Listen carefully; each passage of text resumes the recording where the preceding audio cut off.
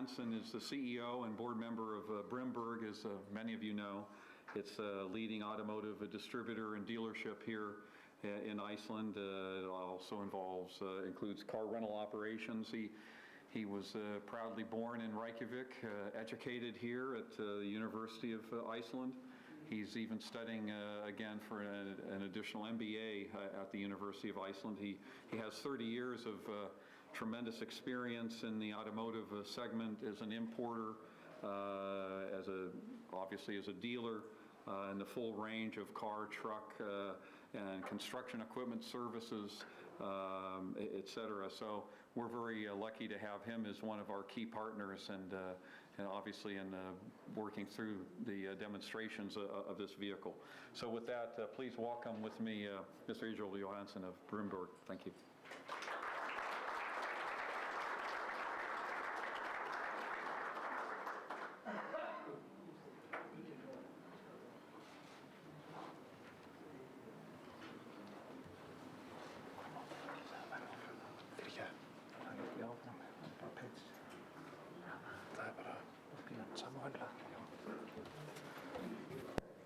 Hello and good morning.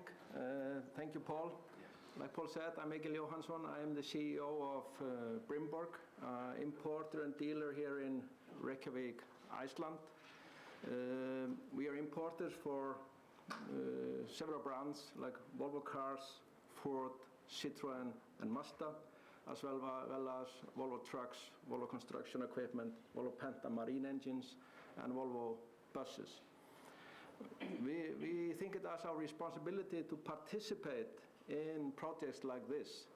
And if I go quickly through our background, why we are here today, I can go even back to 1978, when we were working with a professor at the University of Iceland who imported the first EV vehicle in Iceland. And actually we imported the second EV vehicle in 1981, the third one in 1983. Then we've been working with several projects here, like the hydrogen project. We've imported the methane gas vehicles. And then we initiated our own project in 2006 and 2007, importing ethanol vehicles. And we participated with Olís, a fuel company here in Iceland, to supply ethanol with one pump at one of their locations. And that's actually where I met Casey Tran the first time. And then we've been working really together ever since. And which is the reason why I'm standing here today. So it's been a long journey. What I want to do today is to look at all these vehicles and from the market perspective, and maybe why the adoption of alternative fuel vehicles are actually so slow. I mean, it has taken decades. And my presentation is about a solution to a faster adoption of vehicles using alternative fuel. And we have now here an example of an ultra-low emission vehicle powered by what we in carbon recycling are calling liquid electricity, or methanol produced from renewable sources using electricity, Icelandic electricity in this case. A quick review of our market. It's a small market, but it roughly represents how it is in the world. In total market in Iceland was 15,400 vehicles. Roughly, this is the split between the segments: 25% for small cars, 20% medium, and 8% large. And I would say the vehicle outside fits maybe roughly into the second and the third segments. But the percentage of alternative fuel vehicles combined, it's 5%, and pure electric vehicles only 1.8%. So even though there's a lot of support by the government when importing vehicles like that.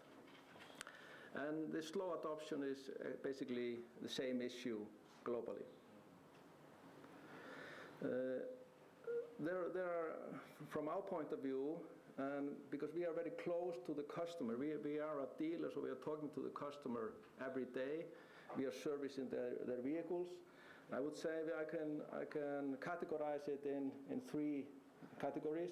It's affordability, convenience, and usability. If we cannot fulfill those categories, it's very difficult to sell a vehicle to a real customer who's going to pick up their wallet and pay for it. So, despite government invention, prices are high.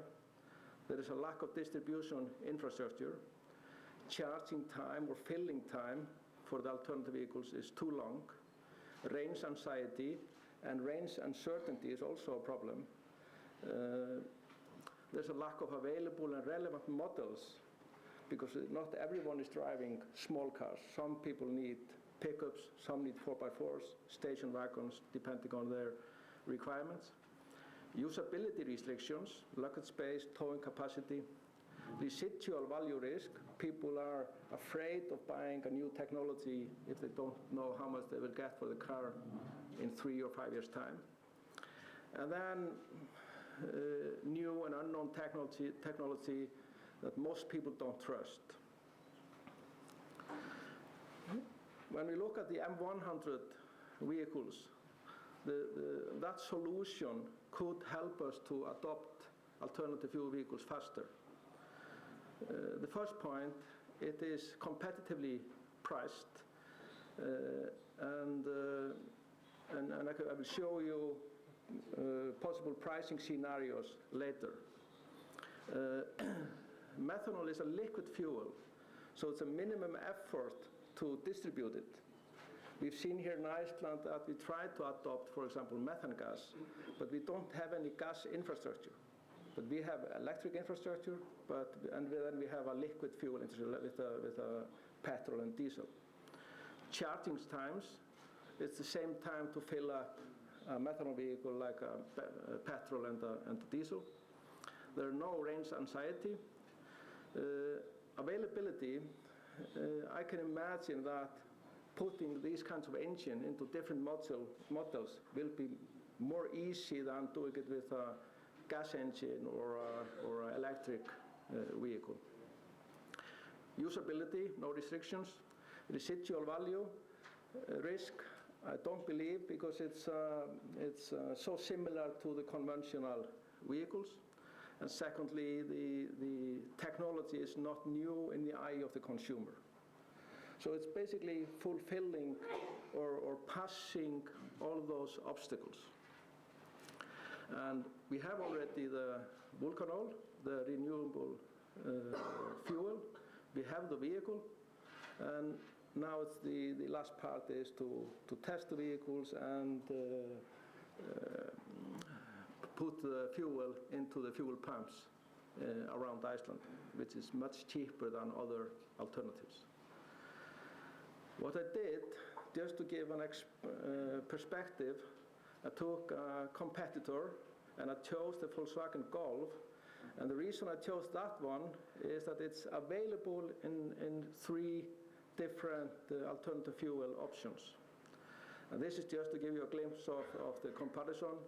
The vehicle outside, the Emigrand 7, is a bit larger than the Volkswagen Golf. But you can have the Golf in methane gas, hybrid, and pure electric. And then we looked at the price of the Golf, and those prices include the subsidies from the government. So a petrol methane vehicle costs just over 3 million. Battery electric 4,590, and hybrid electric 4,690. And then we priced the methanol vehicle, the Emigrand 7. Maybe it's a bit too small, but full price without any subsidies from the government is 3,770,000. It's already lower than the other 3 options.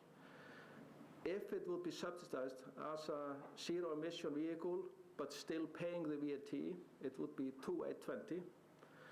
But if it would be subsidized as pure electric vehicles are subsidized today, that is, without any import duty and without any VAT up to a certain point, then it would cost only $2,274,000. So finally, we have an affordable solution.